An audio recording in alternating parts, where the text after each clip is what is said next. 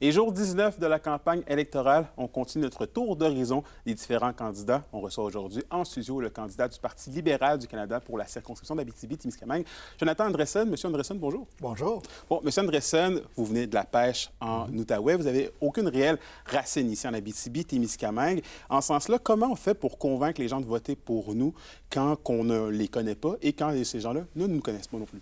Bien, absolument.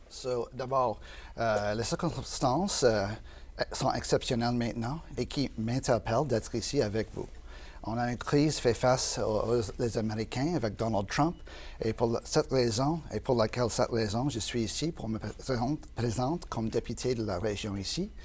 Et moi, je viens de Outaouais, c'est pas trop loin, c'est de la pêche. Et je suis ici pour écouter, pour apprendre tous les gens, les enjeux qui sont importants.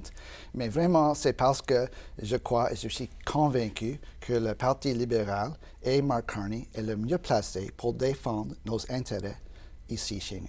Et qu'est-ce que vous avez appris justement sur les gens que vous voulez représenter? C'est quoi votre bilan des dernières semaines? Absolument. Quand j'ai fait des rencontres avec des gens, j'écoute beaucoup de gens qui me disent qu'il y a des problèmes, les besoins pour la santé, le logement abordable, les travailleurs, aussi les industries, les minières, les agricultures, aussi les forestiers.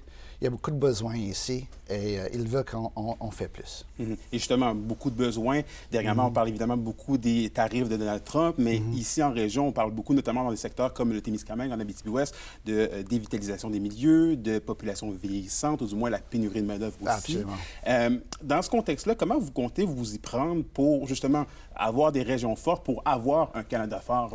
Bien, c'est une bonne question.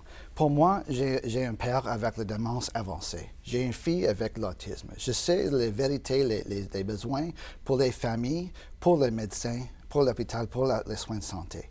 Pour moi, c'est les services des gens, les services des programmes fédéraux. On devrait avoir l'accès, on devrait avoir de plus. Pas seulement sur ligne, mais en personne.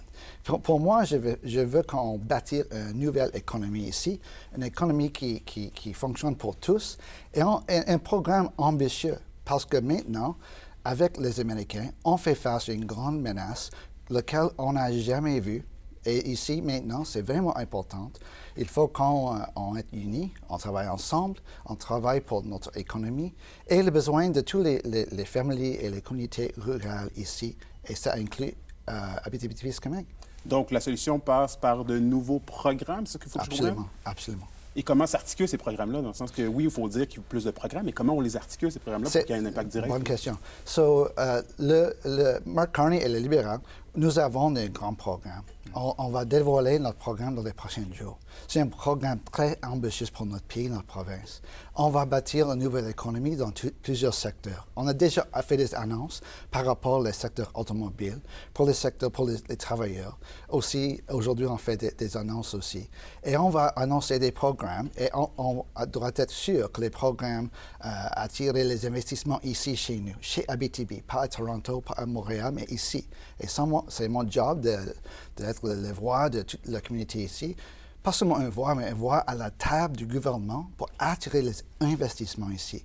Je ne suis pas ici pour parler, je suis un homme d'affaires. Je suis ici pour faire des choses concrètes pour les gens.